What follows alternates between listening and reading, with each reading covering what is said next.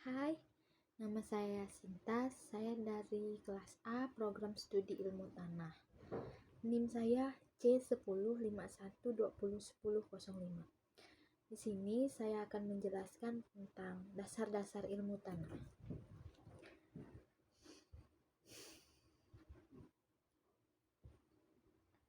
Dasar-dasar ilmu tanah adalah ilmu yang mempelajari tentang sifat-sifat tanah.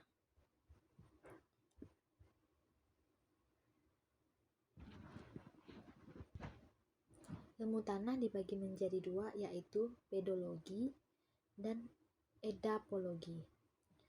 Pedologi mempelajari tanah sebagai bagian dari alam yang ada di permukaan bumi yang menekankan hubungan antara tanah itu sendiri dengan faktor pembentuknya.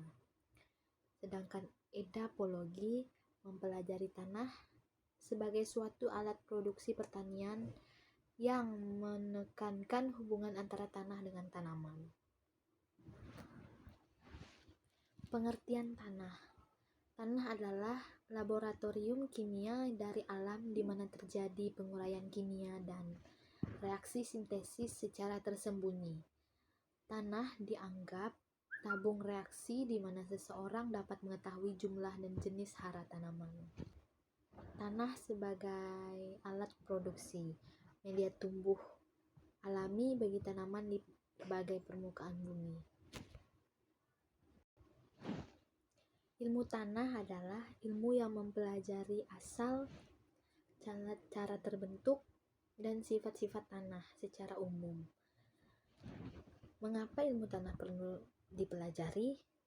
Yang pertama, penduduk meningkat pesat sedangkan sumber daya tanah yang layak diusahakan semakin menurun.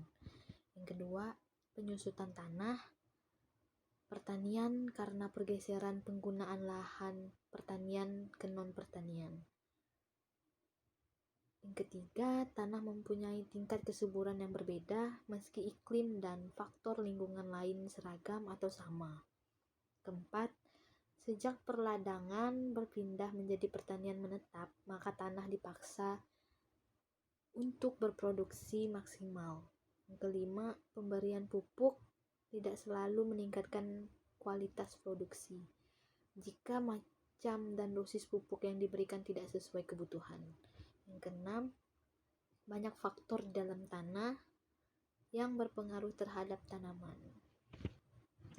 Bidang-bidang yang terdapat dalam ilmu tanah yaitu fisika tanah, kimia tanah, kesuburan tanah, biologi tanah, mineralogi tanah, ganesa dan klasifikasi tanah, konservasi tanah, dan survei tanah, dan evaluasi lahan.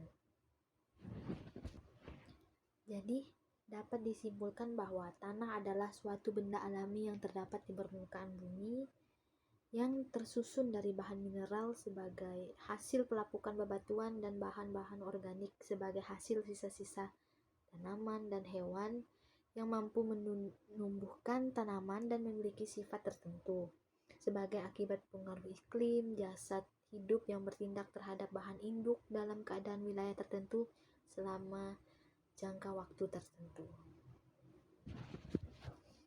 Tanah dari sudut pertanian berperan sebagai alat produksi produk tanaman. Pertama, melayani tanaman sebagai tempat berpegang dan bertumpu. Kedua, menyediakan unsur-unsur mineral atau unsur hara. Yang ketiga, memberikan dan melayani persediaan air. Yang keempat, menyediakan tata udara tanah yang baik. Gambaran vertikal dan lapisan-lapisan tanah. Yang pertama, profil tanaman. Penampang vertikal yang menunjukkan susunan horizon tanah yang terdiri dari solum tanah dan bahan induk tanah. Yang kedua, horizon tanah. Lapisan-lapisan tanah yang berada